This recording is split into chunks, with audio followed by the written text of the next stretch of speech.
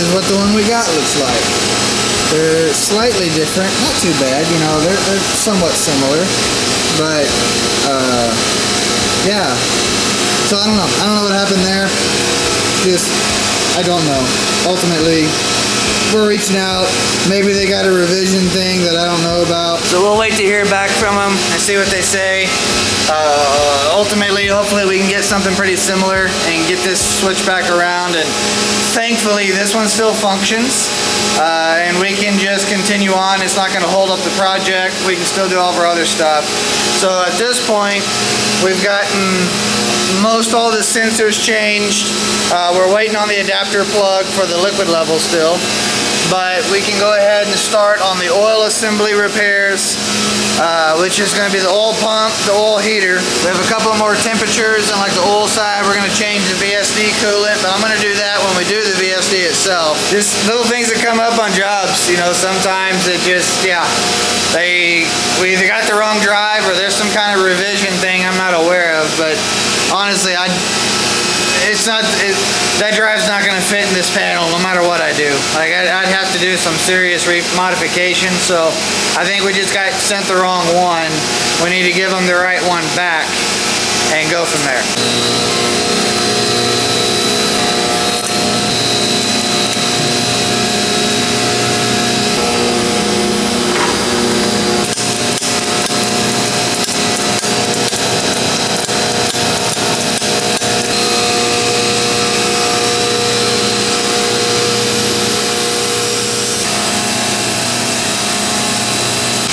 So during the recovery process, you know, we were pulling down and we ended up leaving for lunch when we had just a little bit left in the system. I was hoping we would get back from lunch before we completely pulled the chiller down, but we didn't. It did get down to a neutral pressure, and we do have a significant active leak. Now, that ended up being on this tank, so I was nervous. You know, it's been over 24 hours now since we stopped it, and I wanted to verify, did we pull in any non-condensables, and if we did, how much? Now, what I was comparing is we got basically right at 75 psi, just shy of, and we have right at 75 psi. They're essentially identical. These aren't perfectly scaled gauges, so it's kind of like a couple of psi variance is not a problem. What I would have expected is this tank. This is the one that I was nervous may have gotten contaminated. It's exactly the same pressure as the tank that I know didn't get contaminated. Now, what I would have expected if we were contaminated was this pressure would have been a decent amount higher. I don't know the actual value, but it would have been higher than the other tank, which was not. So my solution at that point would have been just to burp a little off the tank. Not much, in very small increments, but the non-condensables are going to settle in the very top of it, and that's where they're going to rest. So you can take and use the vapor side of the tank to get a little bit of that non-condensable back out of it, so you can try to salvage some of the refrigerant instead of completely trashing it. It's not something I recommend so much on like blends such as 410A and such, but on a pure refrigerant like this, it is an option that if you need it, it is there. I don't need it. We're fine. I didn't pull any of that stuff in from the looks of it, so we may have actually gotten here right as we needed to, but it was still a concern I wanted to verify. So we ended up deciding to wait until the next morning, but we're going to do the oil sump today. It was late in the day yesterday, and we didn't have one of the gaskets we needed. It showed up yesterday afternoon at the shop. So what I don't want to do, and what you don't want to do on a system like this, is have it sitting open for any length of time that you can control. So I started to bleed the pressure off yesterday, and then after I got to thinking about it and realized what I was doing, I stopped, and I'm going to finish that process now. If you didn't see the last episode and you don't know what I'm talking about, we ended up having a leak here on the sump. I didn't plan for that leak, so we ended up having to order an extra seal to replace this O-ring, and now we've got to drop the sump down in order to do that. Now, I did already plan to place the oil pump and take care of that, and all these repairs are just preventative repairs to begin with.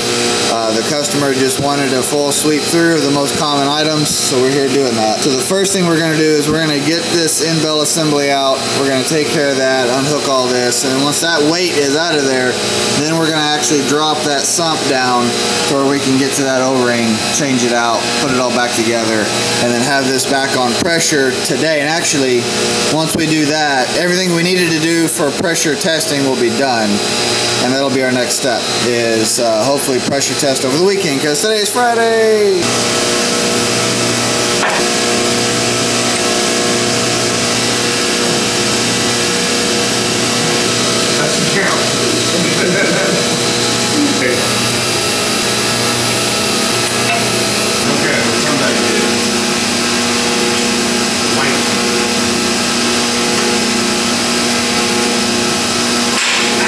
Alright, she's on the ground. We're gonna get that motor changed. Got a new one here. Here's the inside of that sump. So we're putting a new heater in. You see the back of it. This is the suction inlet coming in from the, I'm sorry, it's your suction outlet, pulling the vapors off of the oil back into the nose cone of the compressor. So, nothing really fancy, just a big old tube. These do go out. Sometimes they'll get some trash in them, because this has a, I'm trying to think what they call it, but it's like it's a gear style pump, if I'm not mistaken, or if I remember correctly. And so sometimes you can get like a little shard of just anything. Heck, piece of 515, prime example, can get stuck in that pump and it'll lock it up and bind it. And I've actually had it before where I've had to bypass the pump's VFD and wire, because the pump wouldn't spin over. It kept tripping the little VFD out in here on overcurrent. So I was able to wire the pump directly to a line, turn it on, get it to spin that way with a higher torque, and then wire it back into the drive, and everything did fine. Well, you see some pretty interesting things in your time, but then you see some things you didn't expect to see. This is the mounting plate to the oil sump assembly. It sits right here, and that plate just barely snapped in half with that L bracket. So we're going to be able to fix this though. So we've got the resources and the skills. We are pretty good at welding. So we're going to weld this back together. We're going to add some supporting brackets in here for that weld, and that'll way long term it'll hold up better. So we'll be able to reinforce it that way. But what's interesting is it makes complete sense as to what caused this to start leaking. So right now we're thinking that got a stress fracture, it got weak, and eventually it just let loose. It couldn't hold the weight anymore. And in that process, that literally puts all of the stress and the weight on this one particular flange, which it was never meant to hold or do. And so when that happened, that eventually torqued the O-ring in there enough to just cause the leak, and it started to leak from there, and one thing led to another, and we're here today, you know, trying to fix it. So anyway, what I'm going to do in the meantime, I've got this strap here is going to hold the front. That'll allow me to pivot it down. I've got this strap loose, and so as I take the bolts out, I'll be able to ease that down into these straps, and then from there, I'm not trying to remove the sump or affect any of these lines anymore than I have to. I should be able to slide in, get that new O-ring in, get the surface cleaned up with just a little bit of gap to service it, and then suck it all back up, bolt it up, get the new plate in, move down the road, get it on pressure. You know, something I've been thinking about quite a lot is, you know, a lot of guys have a lot of confidence issues, and that's okay. Like, that's actually kind of a healthy thing and a good thing, because it keeps you in check in this industry. But it can also become a hindrance for you too if you allow it. And I don't want you to look at the stuff like what I'm doing or anything similar to what I've got and think you can't do this, because you can. You absolutely can. You just have to put the time and effort in to believe that you can. Yeah, this is a hard road. This is a difficult sector of the industry to get into, you know, because first you really need to break your way into just understanding commercial building, the process and everything around it. But then you have to take it a step further and learn a super complex machine machine like this, you know, and while they are very basic in their nature, there is a lot of complexity into what's good and what's bad and how they should and shouldn't function and how the science behind how they function works. But it's not out of your grasp. And just because it's not something you understand now, don't think it's not something you can't understand. I'm telling you, you can work on this level of equipment, but it's going to take some time for you to learn some really good industry values and the fundamentals, you know. And it's a cliche of, yeah, learn your fundamentals, sure, fine, but I'm very serious about that. Once you actually get far enough along that you begin to understand a machine like this, it is going to be kind of ridiculous to you just how much the pure basic fundamentals of refrigeration really matters so much to how these function, and it's going to affect your ability to really grasp these things. And if you're not putting that time in to learn that side of it, you're only going to hold yourself back further from working on this end of the industry. Just stop telling yourself that you can't do this or you're not going to work on this, because it's a lie. You know, and it's only, granted, sure, fine, it can come true if that's what you want it to do. If you never want to do this and you never want to work on chillers and centrifugals and tear this kind of stuff down, then just believe that, and that will be the truth. But if you can push that voice aside and really focus on developing yourself and your career, it's only a matter of time before you are here doing exactly what you're watching this video happen. Like, this would be you. And it can be. And if you focus on it, it will be. Anyway, I'm done ranting. You hear my point.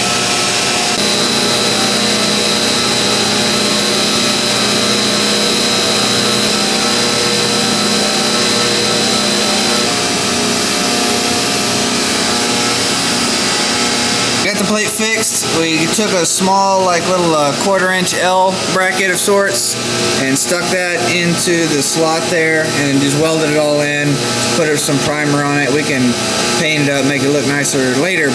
But with that being said, we'll finish getting that bolted up, get that hung, and I've already got the gasket in back here. This is done, ready to go. I've got the strap out of the way.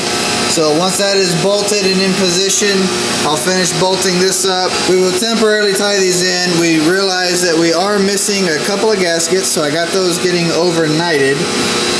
But as a meantime alternative, what we're gonna do is we're gonna flow nitro over the weekend through through the barrels. And I have heavy coated all the exposed steel, so all that's got a very heavy coat of oil. Our end plate here has a very heavy coat of oil. That's going to help protect it from atmosphere and moisture getting to it. And then with us just doing a trickle purge with the nitro through the whole assembly, it's all going to be just slowly trickling out. We will displace enough oxygen to protect the chiller from any kind of rusting issues. That way, you know, we don't have to stress about not having the right gaskets. And we'll temporarily hook up the hoses that are disconnected in order to do that gasket until the new ones come in, which we expect to have them on Monday morning. We pick them up, we put them in, swap everything out, and then we can get our final pressure test going at that point. Alright, so we're going to set this purge. I'm going to back way off on this regulator. I'm going to open it up.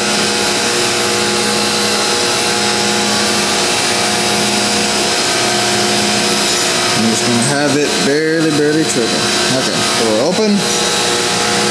Coming up on pressure.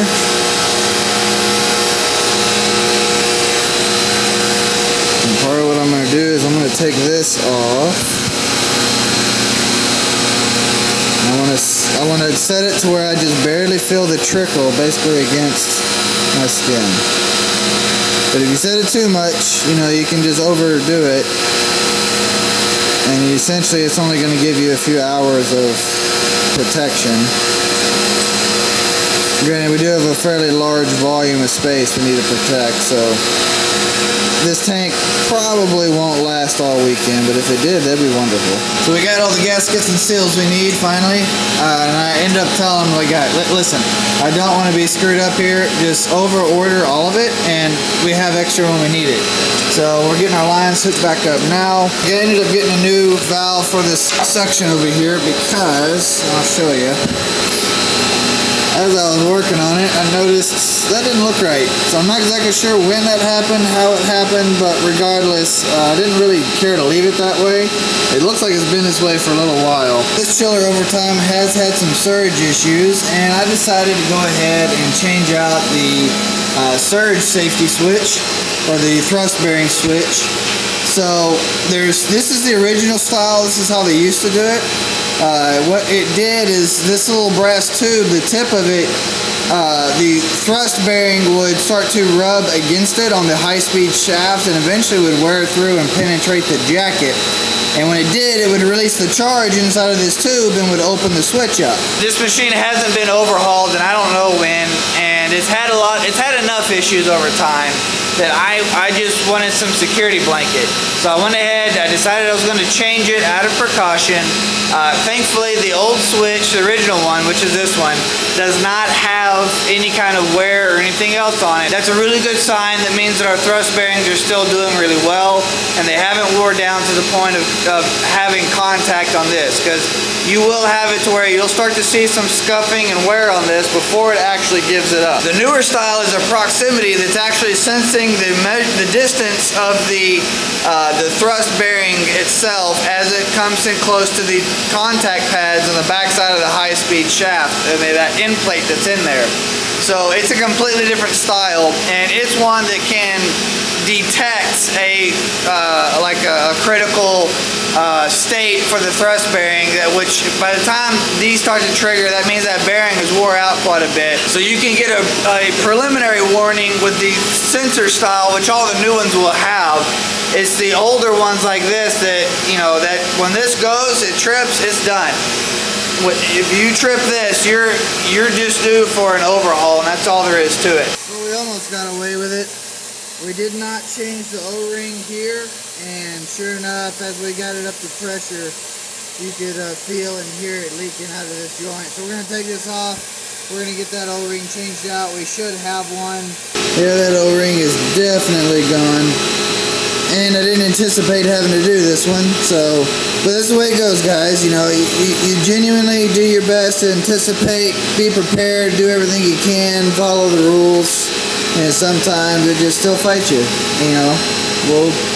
We'll get this one ordered. That's why you do pressure tests. You don't go straight into vacuum or any of that other stuff. I'm gonna close this out here and move on. The next video will be the actual final stage of this, where we do the pressure test, we do the vacuum. You're gonna get to see the Navic pump pull the vacuum on the centrifugal. We got our rig up for that, and we're gonna see how the recovery machine handles the charging, which I don't have any expectation of that being disappointing in any way. Ultimately, I am very curious to see how the vacuum pulls. So that'll be the third and final video to this particular repair. Otherwise, MTT guys, I'll catch you on the next one.